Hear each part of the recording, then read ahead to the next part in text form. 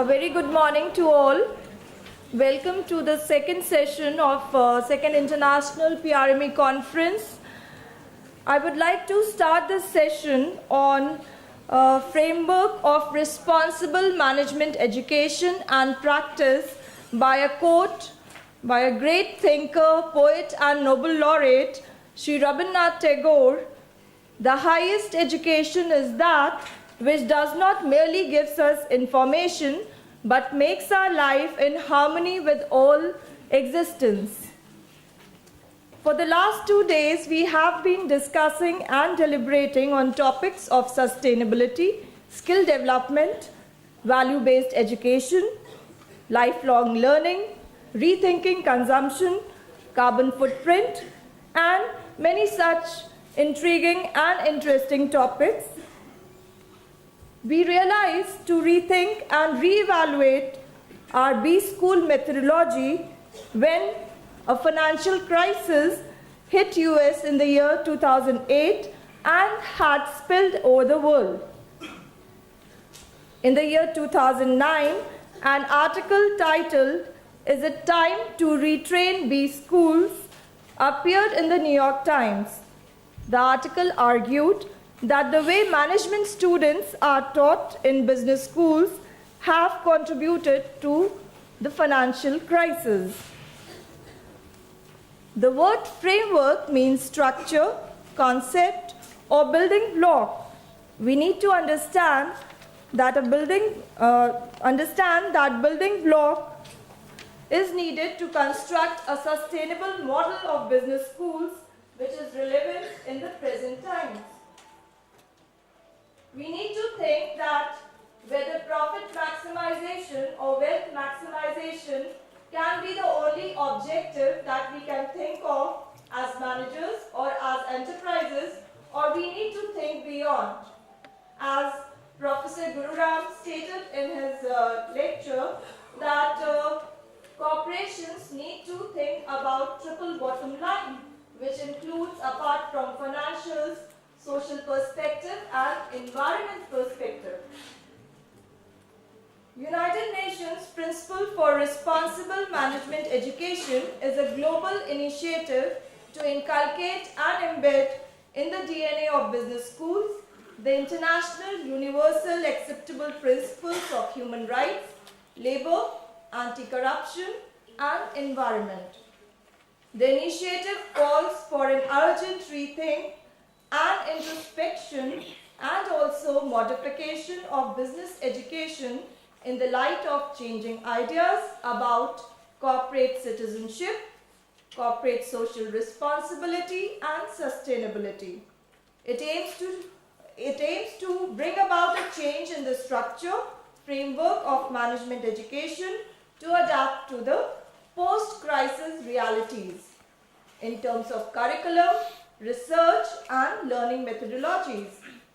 The 6 principles of PRME, namely purpose, values, method, research, partnership and dialogue, are based on these values and aim to dramatically impact the learning and educational practices that take place in business schools.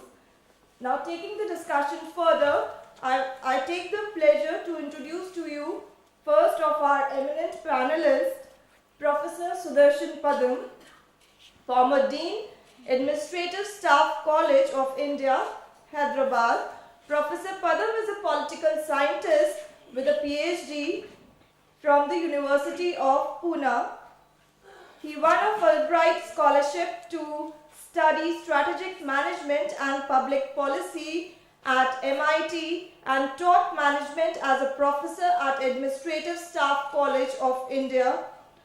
Dr. Padam was the director of Central Institute of Road Transport, Pune. He is presently engaged in building quality in management schools, assisting the Association of Management Development Institutions in South Asia, which is called MDSA. I invite you, sir, to express your thoughts.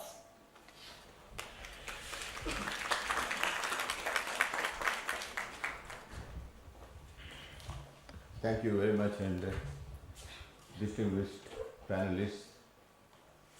colleague management teachers and students.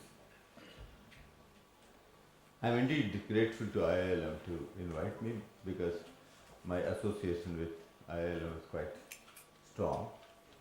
In fact, uh, IILM went in for several accreditations, which one of them is SATS, South Asian Quality System, where I also in some way have been a mentor and helped them. So I'm glad to be back here and with the IILM community. I would like to slightly broaden the discussion on responsible management. We have been discussing, I think, yesterday and today, several aspects of this.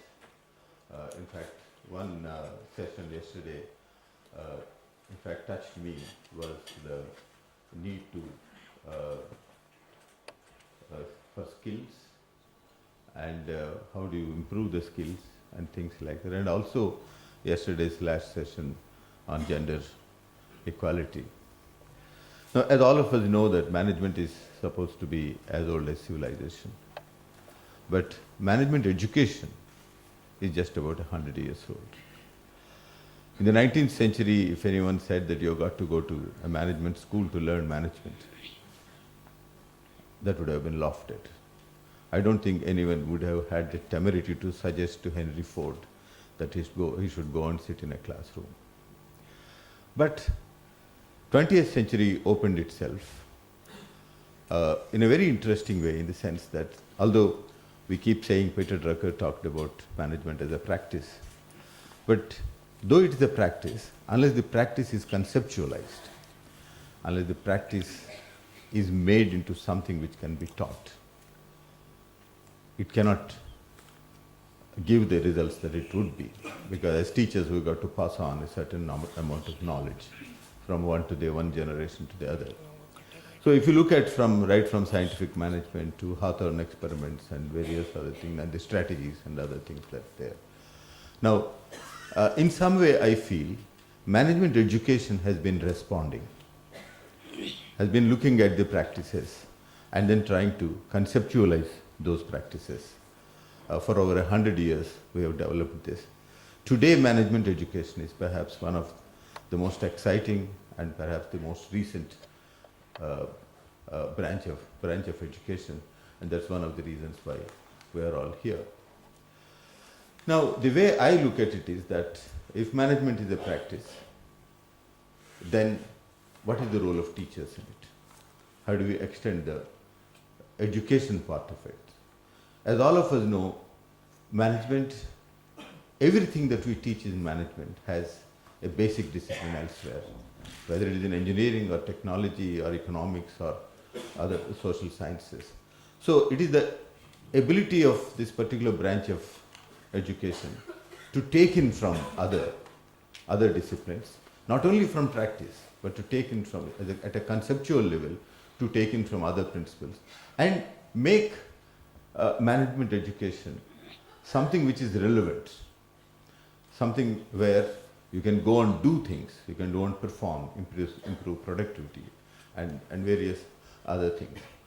Now, when Sapna Popli asked me to talk about responsible management, I was intrigued and later excited, because we as management teachers are also fond of grand words like transformational or things like strategies or like the creative destruction or disruptive kind of things.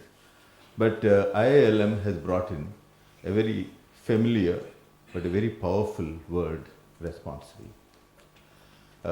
As an old student of literature, the first thing I could do was to go back to the Oxford English Dictionary and find out what is responsible. The first thing they said is accountable. And interestingly, which I didn't know, they also added moral. Now this is very important for this, in the sense that when we are talking about responsible management education, we are not just talking about responsive management education. In the concept of responsible management education, we need to go beyond the practice and go and look at what are the other things that this society demands, this society requests. A time has come, as all of us know, that management education is going far beyond just business and industry.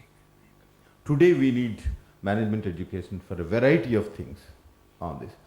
My idea is that I would like to put before you certain aspects of management education which perhaps as management teachers we should be able to look at it. The first thing I have in my mind is governance. Although it may not be exactly relevant to somebody who is going and working in an organization or an enterprise, we keep talking during the last about, particularly the 5 or 6 years in India, we have been talking about governance almost as some kind of another word for management. It's not so. Governance takes its strength from Aristotle to Rousseau and down on this. Governance is essentially of people. Now, in other words, if we are going to bring some of these concepts into management education, we'll have to look at it saying that what does it do, not just to the people who invested in industry, not just for the people who are working, but the people, particularly in a society like ours, where there's a tremendous amount of injustice that is being done in the society. There is problems of administering justice, there are problems of corruption, problems of various other things. Saying that, in other words, as I look at it in the next 10, 15, 20 years, unless management education addresses some of these and goes beyond the normal confines of teaching which we have been doing, it is not possible for us to make this subject relevant and as respectable as any other. So governance is something which I would like management teachers like all of us look at it in a different way, saying that in what way would Plato or Aristotle have meant it, and then in what way can we look at it and ultimately help the governance of this, help the governments of this, and bring some of those things into the industrial or business enterprises. The other thing which I always felt was that there is a tremendous change during the last few years. The days when I started my working life, we wanted a job for life. We were looking at careers, we were not looking at jobs. But today the situation has altered to such a level that we are sending people to do jobs. Good. There is a very interesting article in the last week's The Economist, where they have analyzed it, saying that what kind of jobs are being created. And one thing that came out is that there are no longer long-term jobs. Now, this is okay, because in the sense that you go and do your work, you go and do that, and you get paid for this, because the entire concept of employment is changing. But my worry as a management teacher is saying that if you do not have sustained organizations, how could you create values? How could you create what the dictionary says of the moral acceptance of some of these things? So what we need to look now is, yes, we need jobs, but can we bring back some kind of a value system and providing careers? Because I'm not saying that a youngster joins it and retires in an organization. It's no longer possible. But is it possible that we can retain them for over a period of time and sensitize them to certain value system that this society needs? I think that is one of the biggest challenges that we have, saying that in a society where you want to earn money, you want to go from one organization to another, it's okay. But you need to create a kind of a value system, which is possible only in the sense that we as teachers, we look at it, look at the practices, and over a period of time, try to see how does it sustain. Try to tell our children, our students, saying that look here, that you need to have a long-term commitment to your profession. Only then can you build organizations. This is the second thing which I have. Then yesterday also we had some discussions in this. Now, are we sending people to work for others, or are we sending people to be entrepreneurs? We have done a lot of work. In fact, quite a good number of our management students are trying their hand at being entrepreneurs. Because when we say that, that we need jobs, that we need employment, that there are a lot of people who are outside the organized sector. How would we look at them? In the sense that, is it possible that management educators, the teachers in this, look at entrepreneurship as a major issue in the next 5 to 10 years? Because we are saying that we want jobs, but how do you get jobs? Yesterday there was a very interesting discussion on skills. We said we need skills, but then how do you give those skills? Are our industrial training institutes capable of producing those skills? Because when you say make in India, it's not just a question of a slogan. The question is, do we have the capacity to do that? Do we have teachers who teach trades, teachers who teach those skills? I think this is a challenge with management education. To be responsible, we'll have to look at it. Then there's a whole range of things which we are talking about social justice, about various other things. And how do we sensitize the students who are going out of the art?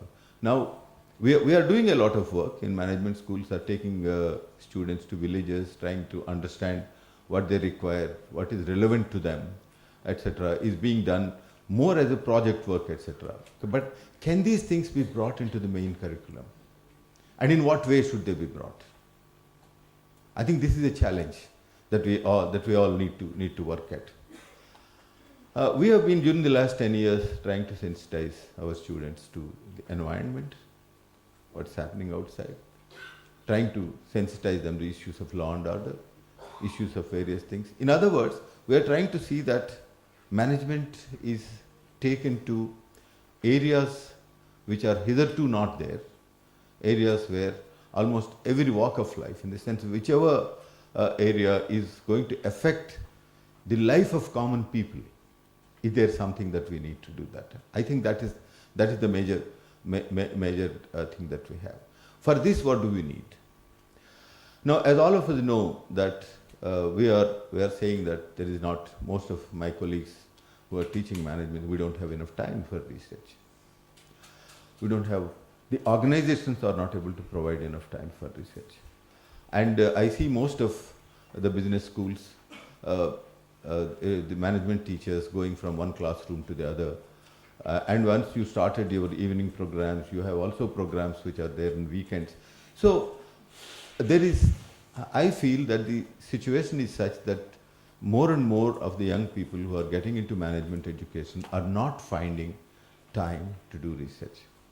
The problem is that unless a teacher also creates knowledge, you end up peddling somebody else's views. It is essential that we should have some kind of an understanding, both the teachers, the institutions and others, saying that how do we provide this element of research so that we can create knowledge ourselves rather than peddling things on this. It's not easy. It's not easy. But then it is time that we do. Because I keep saying that if you are an academic and if you are not doing research, you are almost committing suicide.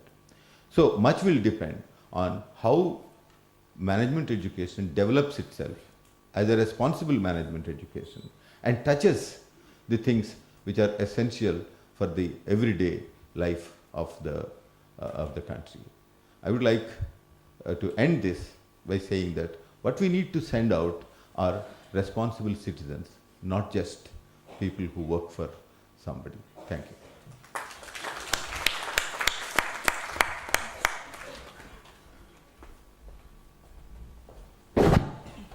Thank you, sir, for your enriching thoughts. You rightly said that practice needs to be conceptualized and emphasized on experiential learning.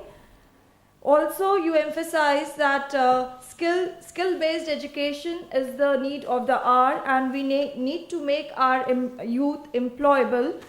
And in that, as a teacher, we need to constantly contribute to the body of knowledge, and we can shape how we can take forward this baton of management education forward.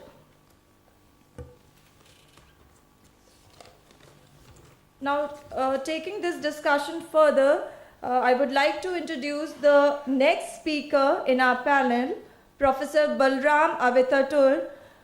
Professor Balram is a professor in the Operation Management Group of IIM Calcutta and is a faculty member of the institute since 1999. He has a doctorate degree in management from Indian Institute of Management, Bangalore.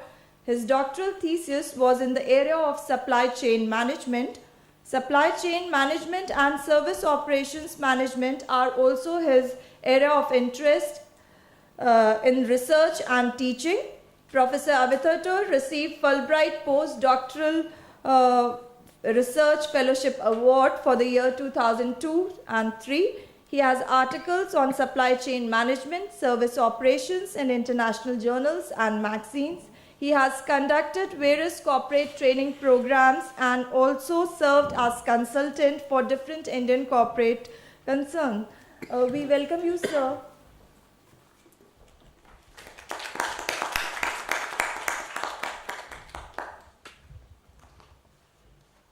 Good afternoon.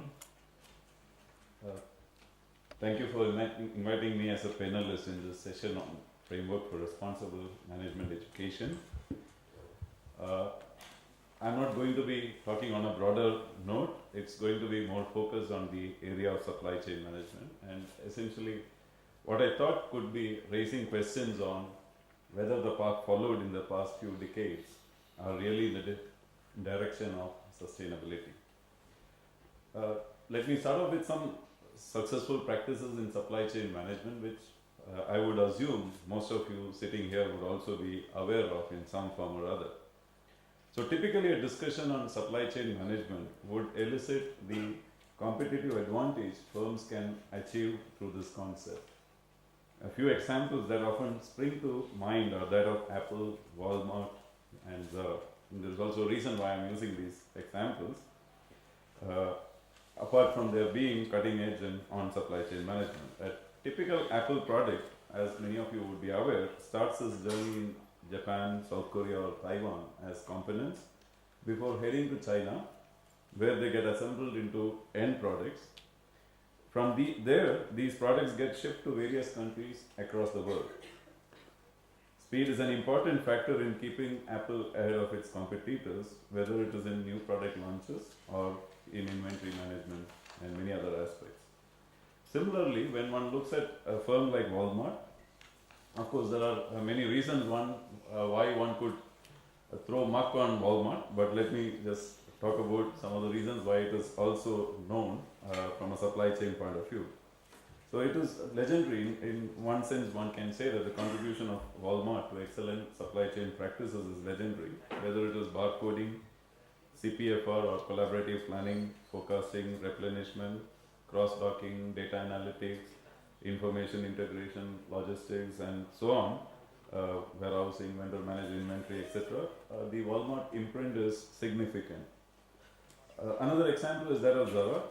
Contrary to the trend in the garment industry, or to be specific on the apparel side, Zara continues to be a vertically integrated retailer with much of the production being done in-house. About 50% of sourcing is from Spain and about 75% from Europe, contrary to what many others do. Okay, and for many of the products, it manages a design to launch cycle of just 30 days.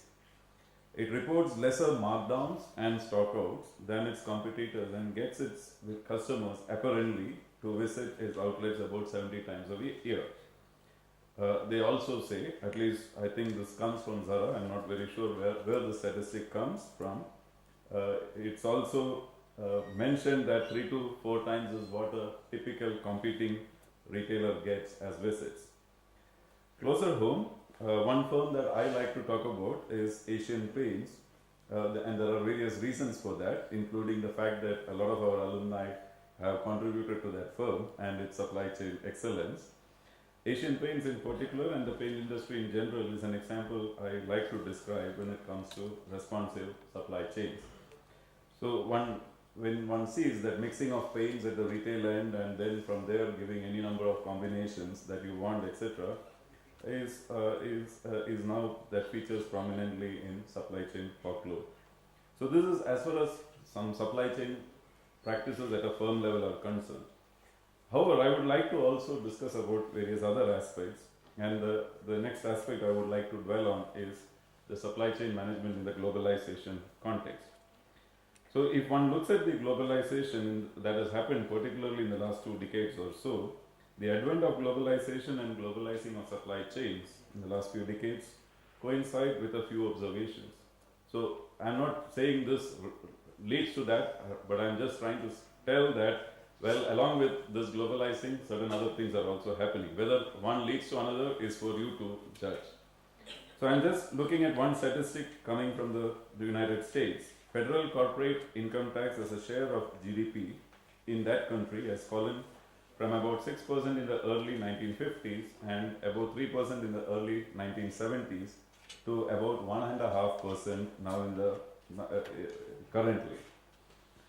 A firm like Apple, which I just a little while back mentioned about in terms of supply chain practices, hardly pays the US government any tax on the 40 billion odd profit that it makes annually. This also I think many of you would be aware of. Analysis of the GDP of many countries show that the share of profit has been increasing and the share of wages has been decreasing in the past 2 decades, with a significant increase in income inequality. Okay, we have all been telling all these things, but how much action is happening to take care of that, I am not very sure. So that in turn, whether it leads to a sustainable situation is again a big question mark. A lot of supply chain decisions have simply been to take advantage of the cheap and abundant labor in emerging economies. Huge fall in oil prices in the 1990s triggered large-scale manufacturing outsourcing to China. Western countries rejoice the consequent reduction in carbon emission in their own countries, forgetting the fact that all that has happened is emission in one region has shifted to another region. Okay, so if you look at from a point of view of consumption, it has really not changed much. And to add to that, the increase in transportation, now that material is coming from 12 time zones away and all that, one can also assume pretty easily that it's actually driven emissions up. Fortunately, now we can also be optimistic a bit because oil prices, in fact I'm coming to that later, but what has happened about 5-6 years back is oil prices started going up and wages also started going up, at least in China, which sort of like started asking questions, oh, should I be outsourcing material from such distances? From here, from this argument, I am just coming to the next one, which is on short-term versus long-term goals, which was also raised by a panelist in the previous panel. In the name of supply chain flexibility and profit maximization, I would say, and I'm not trying to say that what I'm trying to say now is the real truth, but at least my view is research, practice and education emphasize on dynamism of supply chains to keep changing vendors overnight or whatever, source points and logistic modes. So you have to be very flexible means are you able to shift from something to another as soon as some variable or parameter changes. Many of the good practices emerging from Japan in the 1980s like quality circles and long-term relationship with suppliers, if I try to discuss, people are all, where is he coming from? Are hardly discussed these days, though quality and vendor management continue to challenge supply chain managers. It is ironical that many of these short-term goals are indeed being achieved with the high-quality talent emerging from the best educational institutes across the world in the form of analysts and consultants. So what's the impact on sustainability? One finds that issues of importance from a sustainability viewpoint like reducing carbon footprint, recycling products or respecting people are not receiving the attention they deserve. They are receiving some attention, but is that enough is the question. The earlier cited firms, the 3 firms that I cited earlier, have one thing in common. They all were attacked or targeted by Greenpeace on some or other sustainability issue. However, credit to these firms, they have, after those attacks, at least in most of those cases, they have also responded by actually, so they didn't wait for government action. They said, okay, let's not get bad publicity in the form of all these targeted attacks by organizations like Greenpeace. Let us do something. So all these firms that I cited have been taking some or other corrective actions on the face of those protests and now are focusing on green initiatives. A recent research of mine, which has been accepted for publication in International Journal of Production Economics, reveals that firms on their own, they would invest in green technologies if that would raise revenues or reduce costs or increase profits. And to expect anything more than that from them is also, I think, very unreasonable. So that you will find examples are rare of firms that sacrifice their financials just for the sake of sustainability. So you can tell anything, you can say, oh, we should be sustainable, etc. However, when you look at managers, at the end of the day, they have been recruited with the basic premise that you take care of the profitability and the financials. So to tell them that you discard all that and all that, I think is also unreasonable. So examples are rare of firms that sacrifice their financials just for the sake of sustainability. Investors have not been kind to a firm like PepsiCo for focusing strongly on sustainability and on the long term. Just voluntary sustainability efforts, would they be enough? They are not going to stop the CO2 emissions, which has, I think, just now touched 400 ppm and has been increasing. And today the hope is that can it stop at 500? But many people think that it may even head to 600 parts per million. Or control abuses of resources like fresh water, etc. Our Delphi study compared the responses for a high environmental emphasis scenario, which could be either through consumer pressure, consumption pressures, or through regulation, against a low environmental emphasis, which is what is there in most parts of the countries, of the world, and identified practices that would kick in only with pressure either from consumers or regulation. Our findings indicate that green procurement and green consciousness evolve in a high environmental emphasis scenario, which would encourage firms to work towards sustainability. The sustainability drive would force supply chains to concentrate on greater product recovery, more reverse supply chains, recycling, reusing, and green designs. Why is supply chain sustainability difficult to achieve? To me, we are clearly in an era of hyper competition. Firms in most industries are looking at all options available to retain market share and profitability. It is natural then that they would resort to any legal means available to serve these goals. Their constant search for high quality talent can be traced to their need to survive. Hence, it is imperative for educational institutes to lead the way in shaping policy that would indeed work on true sustainability rather than just lip service. As an example of lip service, I would like to describe the situation of the renewable energy. So, moment we hear about solar and wind, we think, great. So, moment someone says, I'm investing in solar, fine. However, when you dig deeper into that matter, wind and solar energy investments across the world, even today, are largely based on subsidies provided in the form of guaranteed tariffs. While devising these feed-in tariffs, enough attention has not been given to what would happen once the share of renewable energy is very high, given the fact that renewable energy is highly erratic. So recently, one of these days in May or June, there was heavy wind in Germany. Anyone knows the consequence of that? Where the amount of renewable energy that got generated on that particular day, I think, shot up to something like 45% or so of the total energy requirement. Okay. What was the economic consequence of that? On that day, it was almost like, if I am right, the wholesale price was trading negative. That is, a firm would pay the consumer to buy, for the consumer to buy electricity. Now, is that sustainable? That is, a firm is going to pay the consumer that you please buy electricity from me and I am paying the money to you.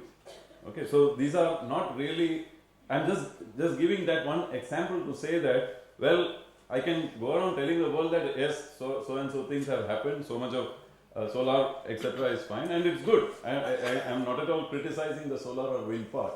But what I am trying to say is the erratic nature of those sources were not really factored when the tariffs were fixed.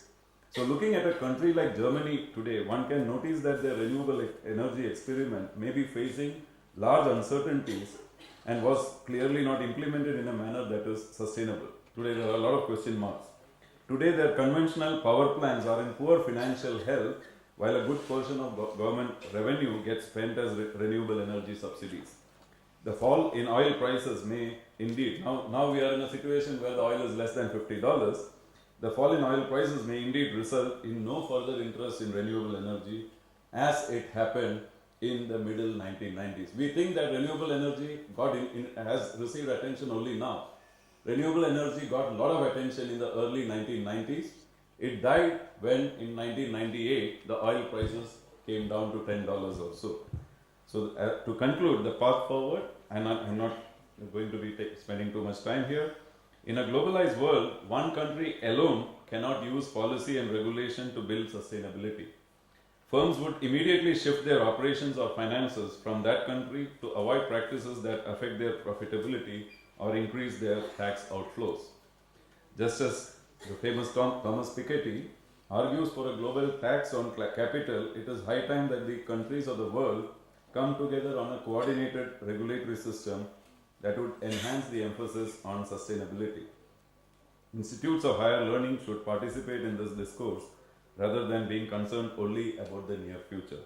And it is on an optimistic note, I would say, this year's economics Nobel Prize for Tirol, which is where he has contributed a lot to regulatory economics, is to me a really good way forward. Rather than the debate being on planned economies versus free capitalism and all that, I think a lot of discussion has to be on how regulation could contribute to the actual happening of sustainability, rather than it just remaining a lip service.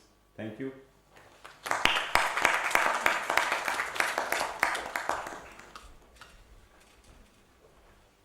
Thank you, sir, for your insights.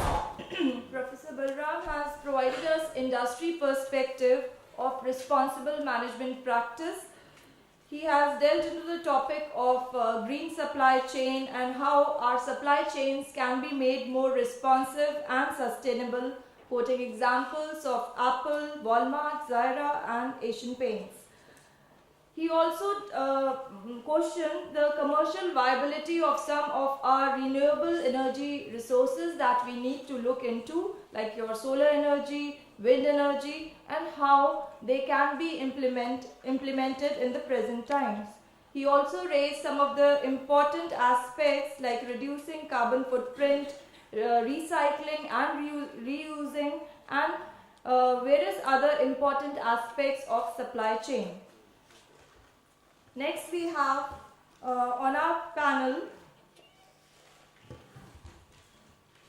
Professor Rakesh Chaudhary, who is a professor at ILM Lodi Road, and he's an engineer by profession and MBA from Wharton School. He has more than 30 years of experience in the area of strategy and operation, handling global operations for corporations in the capacity of CEO. He has been teaching for the past 7 years. He is also the senior director of ILM Lodi Road campus. He would be blending his experience in industry and academics to shed light on today's session. Welcome, sir.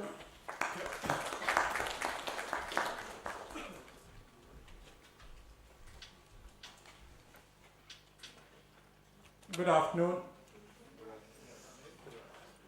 I'm not going to talk anything intense. More, it will be my sharing some of my corporate experience with my last 7 years academic experience. I consider myself a great proponent of responsible management education,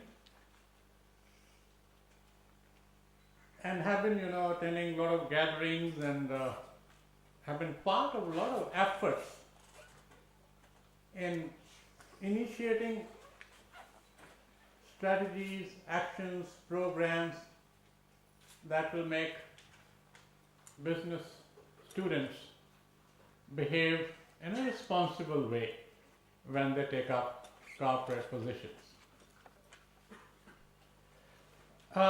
I'm just going to share some of my misgivings in the way we do it, I realize that we do it because there are no better alternatives available. So I'm going to throw more questions and answer some of these questions. How do we teach responsible management education? How do we teach responsible management? What are the key tools we use? In a typical business school, the key tools used are lectures, case studies, tutorials, seminars, projects. And these days there is a lot of emphasis on internships because they provide experiential learning. Is this really effective?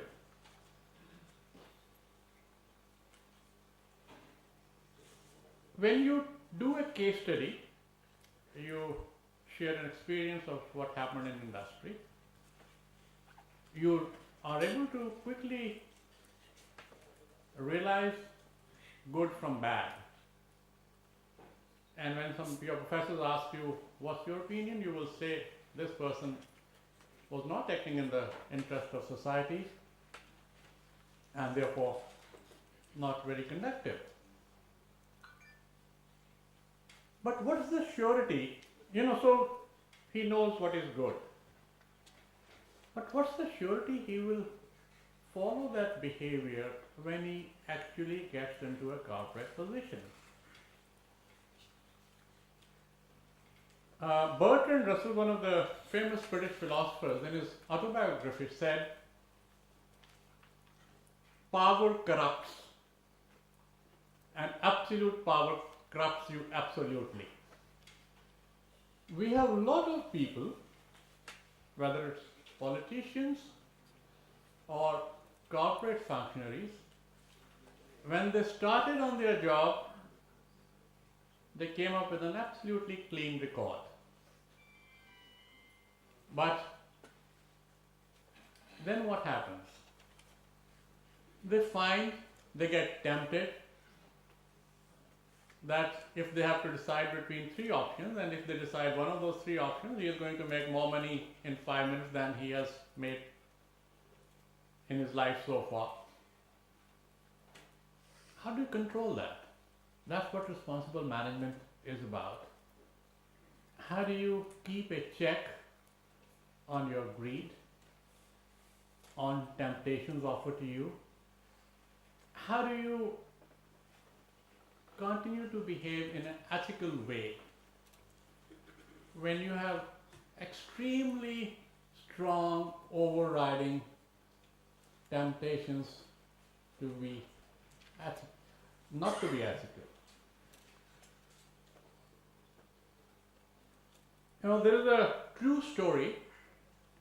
There was a boy who was extremely fond of sweets.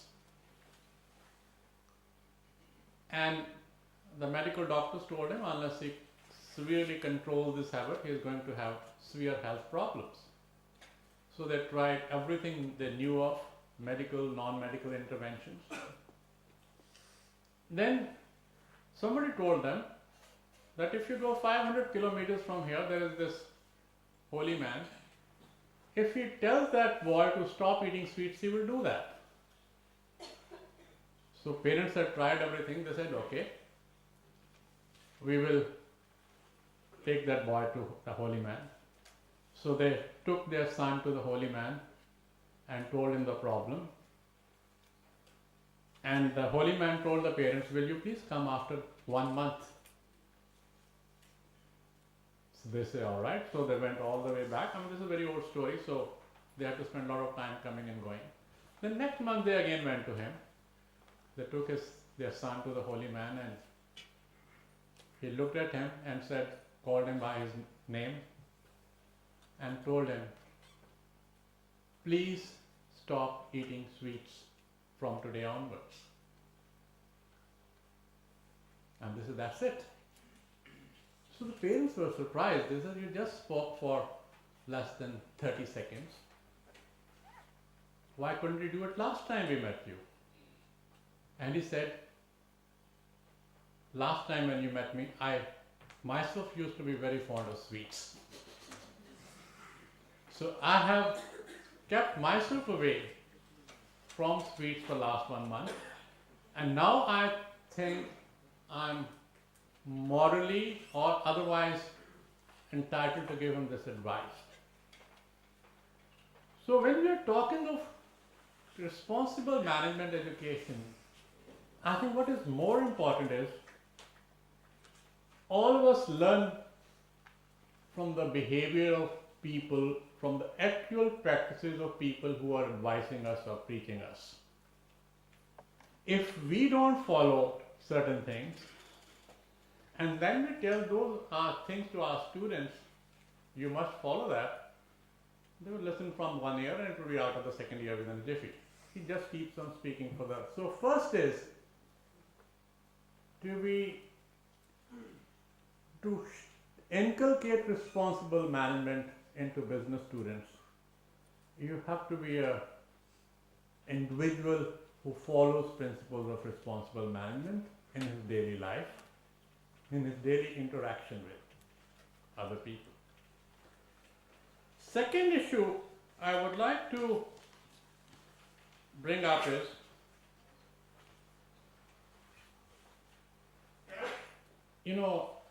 there have been 7-8 times I have felt it very on a personal level. Most of us, when we start working for an organization, we want to do a really great job. But at certain stages in our career, we find that what we have to do is not in line with our beliefs, and what other people want us to accomplish is contradictory to what we believe in. Those contradictions could be demands of your customers, pressures of your senior colleagues, or outright instructions of your boss. What do? And most of us invariably tend to do some compromises with ourselves. It's very easy to say that I'm upright, I will stick to these values, but then you think you have 2 small children at home, you have a wife to support, you have to pay your rent, there are so many other financial complications. How do we do that? There is really no answer.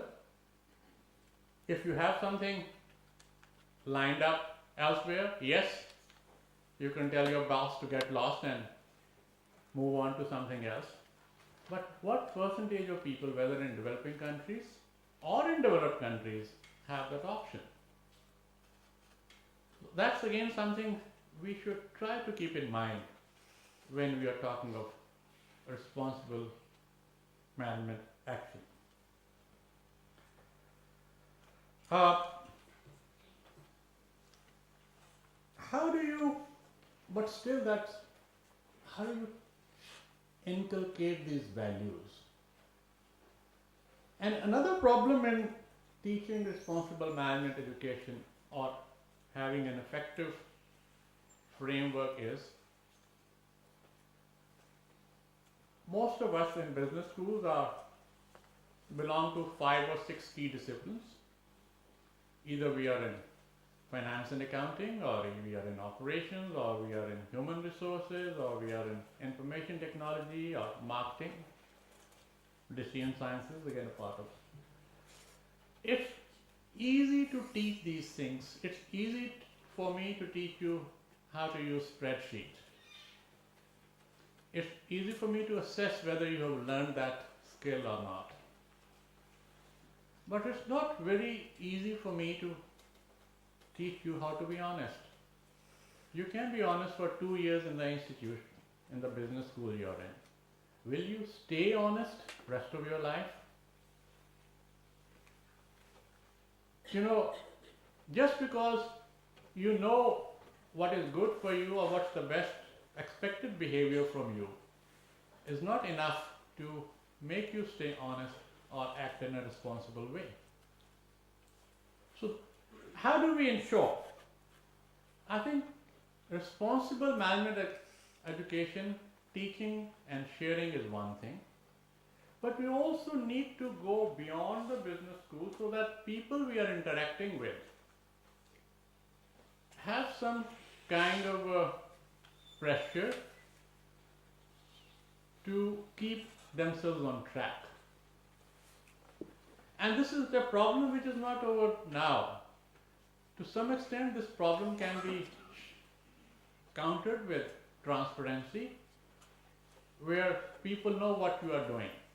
A lot of us will behave differently if we knew nobody else was watching us. But if we knew other people are watching us, we will generally be well behaved. Whether we are teenagers or for that matter whether we are in 40s, 50s or 60s. Thomas Jefferson once said, the key person behind the US Constitution, were it left to me to have a government without newspapers or newspapers without a government, I would prefer newspapers without a government. Because they keep on sharing important information and that keeps everybody in check. How do we inculcate that kind of framework? Just telling other people that how you have been behaving, or the fear that other people will come to know if I'm doing something wrong, is an excellent way to keep people in a responsible management framework. So 3-4 things which we need to do. Number one, at level of governance, at the government level, at organizational level, we need to have free flow of information and some kind of a long-lasting system where everybody knows what you are up to. That keeps you in check. Second, we've been talking about sustainability and other things. We need to have some control or some limit on our desires. If we are constantly made aware of it, I think to some extent it succeeds. Not full extent, but constant dosage of what's the good of society is more important than individual good, but you have to find some interactive balance between things. One of the professors who I've been working with responsible management said, when you discuss case studies, don't give conclusions. Because responsible management behavior will not happen immediately. He found out that he used to show some video clips or sometimes full movies. 2 movies which he thought were very effective were Barbarians at the Gate, and second was Enron, the smartest guys in the room, where you could see what people were doing and what it led to. He said, just leave it at that.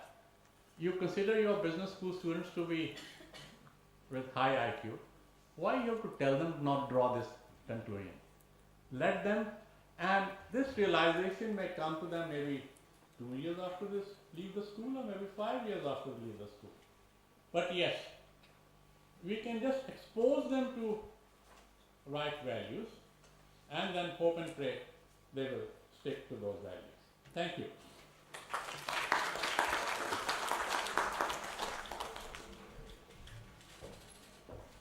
Thank you, sir, for sharing your experience. Your words remind me of a quote: the true purpose of education is to make minds, not just career. Sir rightly talked about the challenges that we face as faculty and institutions to inculcate in our students the concept of responsible management. He also talked about the 3 aspects that we need to look into, that is free flow of information and right to information at government level, organization level and individual level. He also talked about the complexities in following ethical and value-based path in practical life. This brings us to the end of the session, but before we conclude, I hand over the dais to Professor Vandana Srivastava, who is the Professor of Operation and IT area at ILM Lodi Road campus. I would request ma'am to take up question and answer session. Thank you.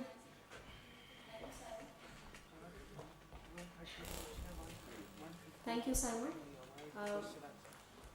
First of all, I would like to thank the panelists for such an engaging presentation. And in fact, there were very varied views which were put together, and I was just trying to put it together to identify that, see, over the last 1.5 days, we have been talking about responsible management, and we have been looking at responsible management from the various different perspectives. And ultimately, it comes down to the nuts and bolts of a framework.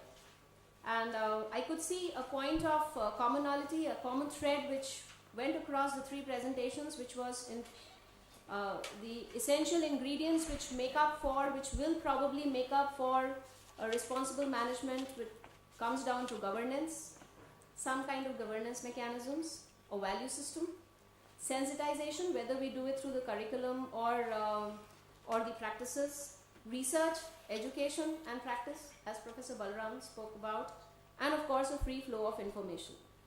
I'd like to begin the question answer session, but I would take the opportunity to put forth the first question that, in theory they all look very nice, but what are the challenges that an institute or any organization faces in getting all these things done? Because they form the framework, they form the basis, yet what do you think from your experience across, very rich experience, are the roadblocks or the challenges that we face?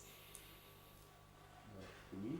Anyone, sir, all three of you, you all have such rich experience.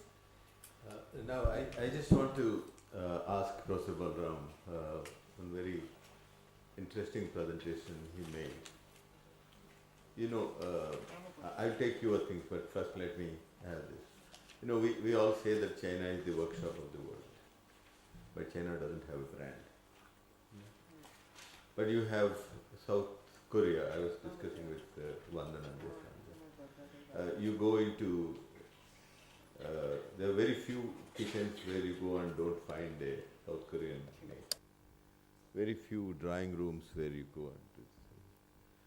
Now, how is it that they have been able to build a brand value on that? A small country, not terribly noted for their intellectual contribution. I don't find any book of management which anyone of them written. So this puzzles me a little, perhaps because you have explained some of the industries this one answers. So that before he gives that, the point which she has made is very relevant. How are we going to bring it into the framework of a management school?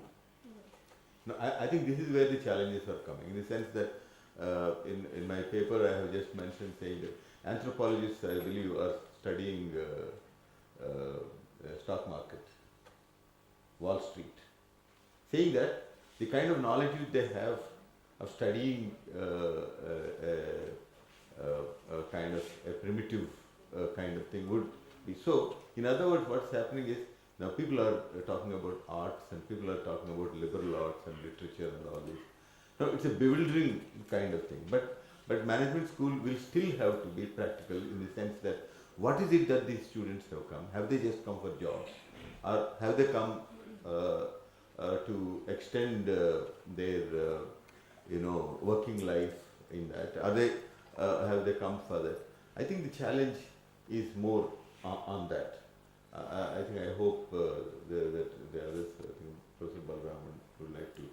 But this question I thought, because Professor Balram is an operations man, how is it that these Koreans were able to capture the market and even go make inroads into the Japanese?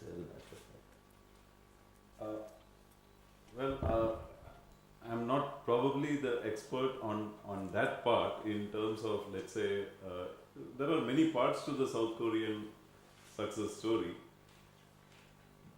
However, I would like to start off with one part, to compare China, which is like today, currently it is I think about 130 crores or 1,300 million, with a country which is only about 40 million. If I am right, South Korea is just about 40 million or so, which is probably going to be the size of one province in China, or with India. Okay. So for instance, if you look at both India as well as China, you will find there are certain pockets which are no way behind any other part in the world. May not be like a Switzerland or a Finland or a Norway, etc., but there are of course pockets of affluence in both these countries.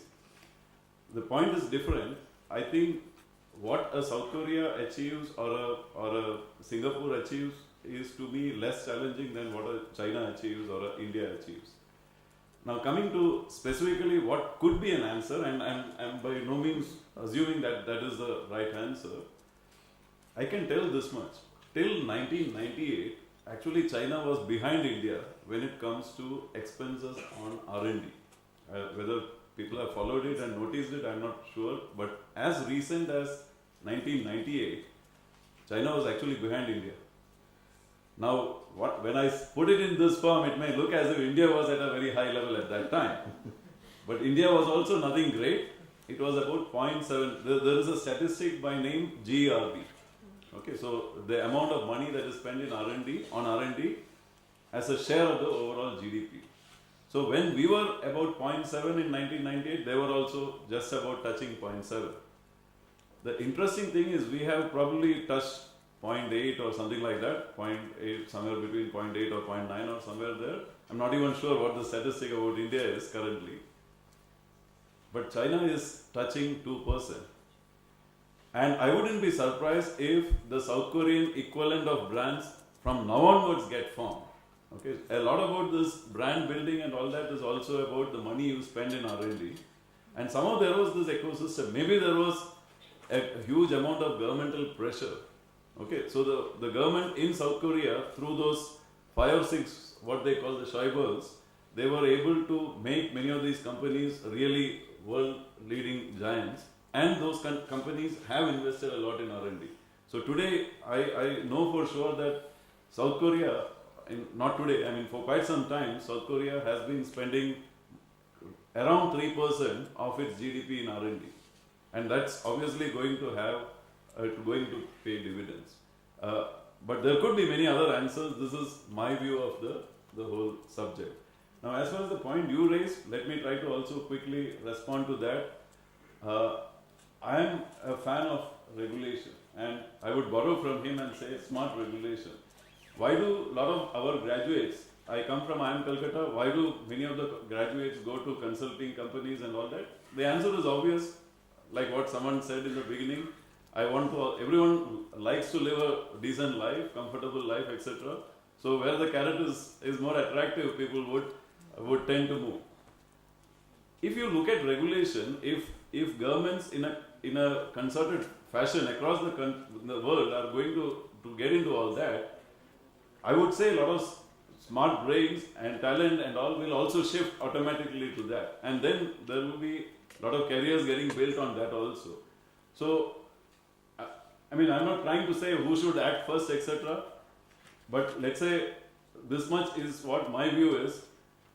It's very difficult to teach certain things which is not of great importance to a student. I, as a faculty member, I still find, though I have spent 15 years at IIM Calcutta, I still find it very difficult to raise topics which the student doesn't understand is of any great importance to them in the near future. So that might be a shortcoming in me. I don't know what the experience of other colleagues of mine in this field is. So I think there lies a big problem as to how do you address this responsibility and all that. Professor Chandra.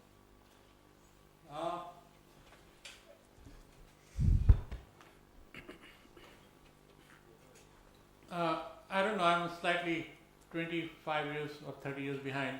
I had about 2 Korean classmates doing MBA with me.